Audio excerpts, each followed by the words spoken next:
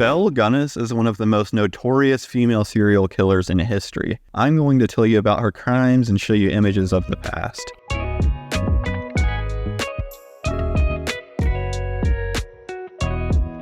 So Belle Gunness, nicknamed Hell's Belle, killed at least 14 people in Illinois and Indiana between 1884 and 1908. Here's a picture of her in her younger days, and here's a picture of her when she was a little bit older. So she may have actually killed as many as 40 or more people. She was born in 1859, the youngest of 8 children, and she grew up as a farm maid in a poor family in Norway. It's believed, but can't be confirmed, the son of a farmer beat her when she became pregnant, and she later miscarried. This obviously would have led to a lot of her animosity towards men and could have been a trigger that caused her to become the person she did and commit the murders and crimes that she did. She would later move to the United States in 1881, and she worked at a butcher's shop cutting up animal carcasses after moving to Chicago. And her criminal history begins shortly thereafter. She married a man named Mads Sorensen, a department store watchman, in 1884. The couple owned a candy store and a house, both of which would burn down, and gave the couple insurance payouts. Belle had 2 babies who died in her home. They may not have been her children. She passed them off as hers, but neighbors gossiped and said that they never saw her pregnant. So she had these 2 babies that she got from somewhere. And the 2 children died from inflammation of the large intestine, which can result from poisoning. And there were life insurance policies on the children as well. Her husband, Mads Sorensen, would die on the day that his 2 insurance policies overlapped.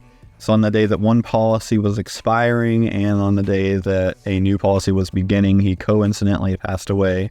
That was July 30th, 1900, and Belle collected the proceeds for both policies, totaling $5,000. So really strange events, and it sounds like using insurance to really killing people for the insurance money early on. So Sorensen died of a cerebral hemorrhage, and Gunness explained that he came home with a headache, and she provided him with some powder for the headache, and she later came in to check on him, and he was dead. So probably murdered by Belle. She took the $5,000 from the insurance payouts that she got from his life insurance policy and invested that in a farm in LaPorte, Indiana, which you can see here. She would move out there. The farm was formerly a brothel and already had a seedy reputation and would get even worse when Belle moved in. So she married a man named Peter Gunness, which is where she got her last name, in 1902. Just a week after she married Peter, his infant daughter would die in Belle's care, and Peter himself would die just 8 months later due to a skull injury. Belle claimed that he was reaching for something on a high shelf when a meat grinder fell and smashed his skull. She collected a $3,000 insurance payout on his life. After her husband died, or she killed her husband, she gave birth in 1903. She had 4 children, and here's a picture of her with 3 of her children in 1904. You can see her there on the right and her children on the left. And I read some terrible stories about her children's experience. Apparently one of the kids would tell their teacher at school that their father had been murdered by their mother. So after she had the house to herself, she began placing marriage ads in Chicago Norwegian language newspapers in 1905. And I call this her newspaper dating phase. So she required the men to sell all of their belongings and sew the cash that they got into their clothing so it wouldn't be suspicious, or I guess nobody would notice, and keep their journey to LaPorte a secret and not tell anyone else. So already extremely suspicious that she's asking the men to do this. She used the ads to lure him into her farm, where she would then murder them. Her children were never allowed in the basement, which is where she kept and dismembered many of the bodies. Here's an image of what is called the morgue on her property, and that's where many of the bodies were kept. That may have been before they went down to the basement or after they went down to the basement to be dismembered. So nobody really knew about her crimes, or at least had evidence. I'm sure there were some that were suspicious, especially because men were just going to her farm and disappearing. Now, she placed ads, so it was not local men that were traveling down, but men from neighboring states like Wisconsin or Illinois were traveling to LaPorte, Indiana. So again, nobody knew or at least had evidence, until a fire burned down her home in April of 1908. And after that, a man told police that he suspected Belle had killed his brother, which was one of her suitors that traveled to her farm to supposedly marry her. And after that, the police searched her farm, and it said that 10,000 to 15,000 people came to watch the search of the farm. So this was obviously huge news in a small town in Indiana, and everybody came from far and wide to watch the search of her ruins after the fire. So here's a picture of the search party looking in the ashes for remains.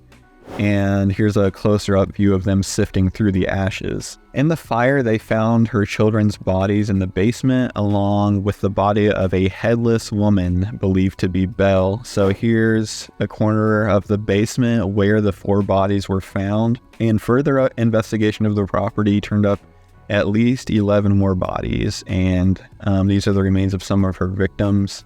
Postcards were also produced of her property, which you can see here, and they can sell for pretty good money. The body of a headless woman believed to be Belle was found in the ashes in the basement, and Ray Lamp here, shown here, was Gunness's hired hand and lover. He confessed to burning down her house at her request. So that mystery headless woman in the basement that was thought to be her, Ray Lamp here said that that was actually another murder victim that was planted there to make it look like she had died with her children. So he confessed and said that Belle put him up to it and had him burn down the property, and that she may not have been in the basement. Now, he didn't know if she had got away, or if she had also died in the fire and was one of the other remains that they had found.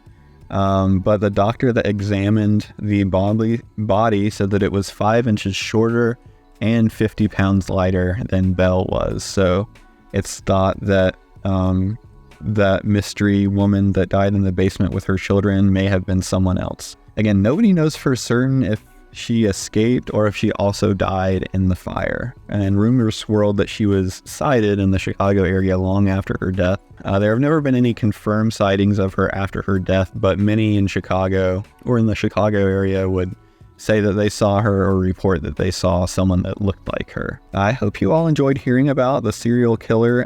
Thank you so much for watching, and let me know if you like more true crime history like this.